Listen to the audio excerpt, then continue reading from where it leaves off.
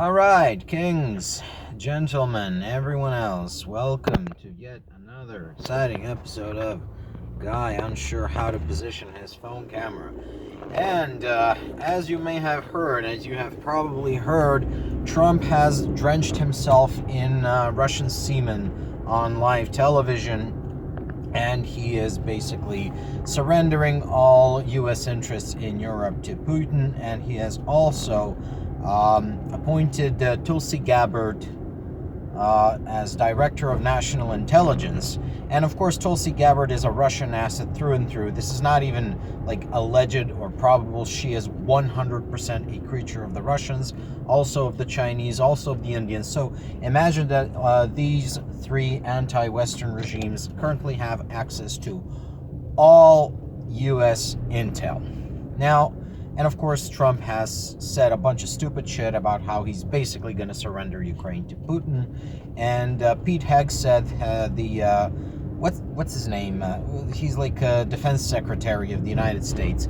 You know, he has said that USA is going to walk back its security obligations to Europe because, I don't know, he said some MAGA-tarded reason. I don't even really pay attention to these people anymore.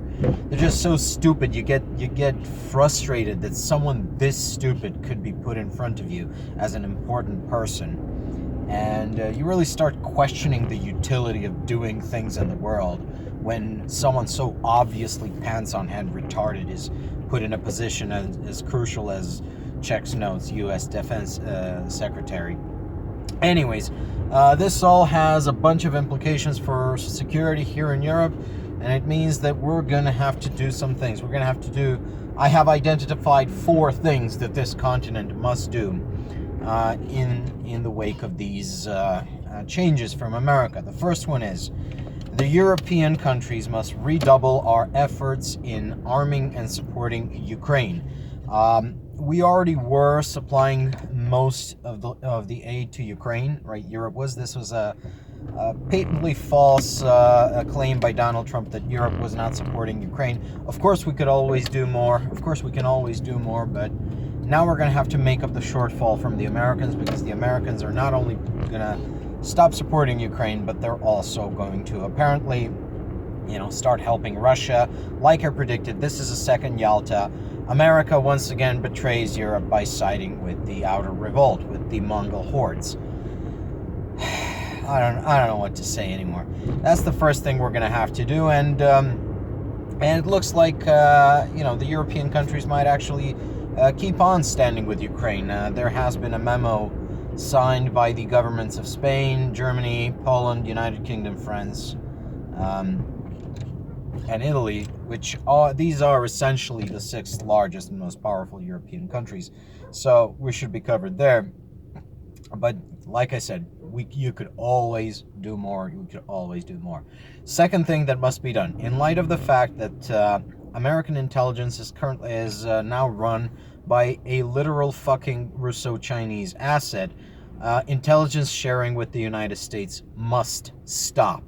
And this is only going to stem part of the problem, because as it happens, the Americans have the largest and most sophisticated intelligence apparatus on the planet, so we have to assume that everything they know, the Russians know, the Chinese know, and the Indians know. And yes, your naked pics, which they have taken clandestinely through your phone, are now going to be part of Indian intelligence. Let that sink in. That's essentially what is the lay of the land right now. Tulsi Gabbard, of course, this is one person who's always subverted, the West's interests in every conflict in which our civilization has been involved for as long as she's been in position as congressman from Hawaii or something. This is an absolute fucking disaster for American counterintelligence that this person was allowed to come anywhere near government. But it's like it has happened. So now we're going to have to cut off the U.S. from intel.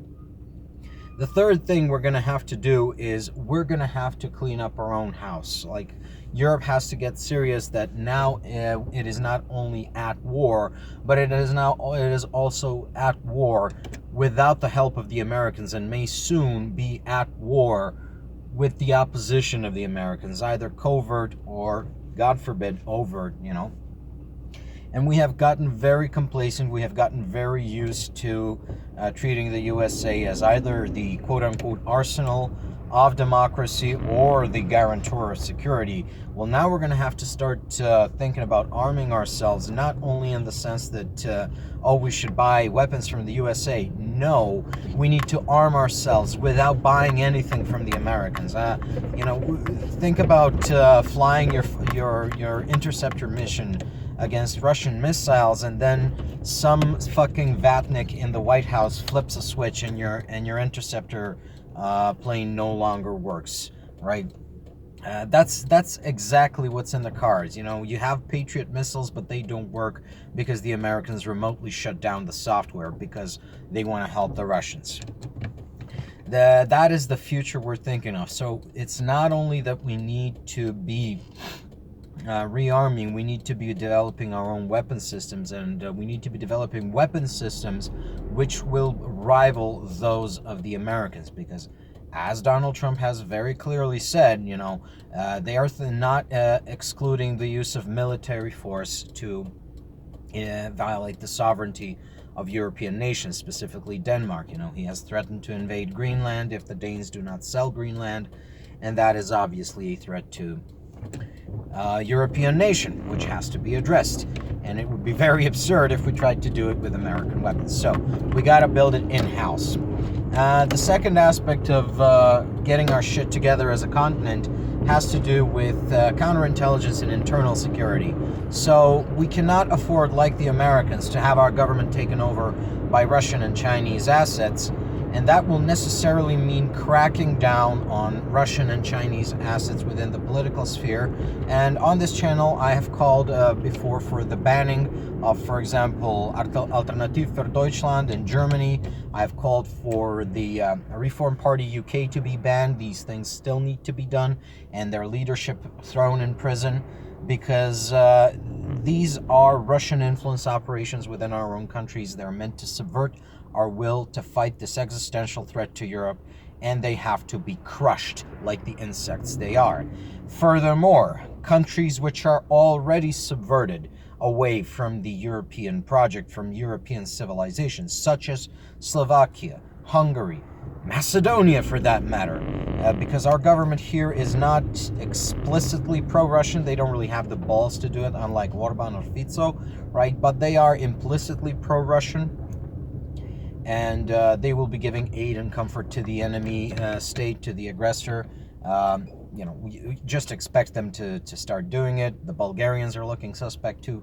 Well, they have to be excluded, obviously, from intelligence sharing until such a time that they have reaffirmed their commitment to European civilization. And unfortunately, this probably means that I'm going to be on the outside instead of the inside. But it is a fact. You have these 3 NATO members which are, for the time being, to a greater or lesser extent, hostile to European civilization. And it is unfortunate, and it shouldn't be like that. We should not be fighting each other, but we should not be fighting the Americans either. America should not be an enemy of Europe either, yet here we fucking are. And the fourth thing we need to do is, and it's of course in the service of the 3 aforementioned thing, and especially the third thing, is we need to seriously start thinking about peeling away high quality Americans from America. We need to seriously start thinking about how are we going to entice intelligent, educated Americans to move to Europe and start working for the project of European civilization. Because America is about to become a tin pot authoritarian shithole dictatorship. Okay, I may have overloaded on the adjectives there. And if you want more info on that, check out my pieces on MAGA and Kakistocracy, my videos on that. But the domestic situation in America might soon become so bad we might have to actually beat the Americans away with the stick when they try to move to Europe. And we should also set up some sort of screening process to make sure that no MAGA-tards enter Europe, but we take only the best soldiers, the best engineers, the best thinkers, the best everyone. Europe should become a refuge of Americans who oppose this new kakistocracy, but they should also be put to work for the European project. Anyways, that's about all I have to say. So, bye-bye, folks.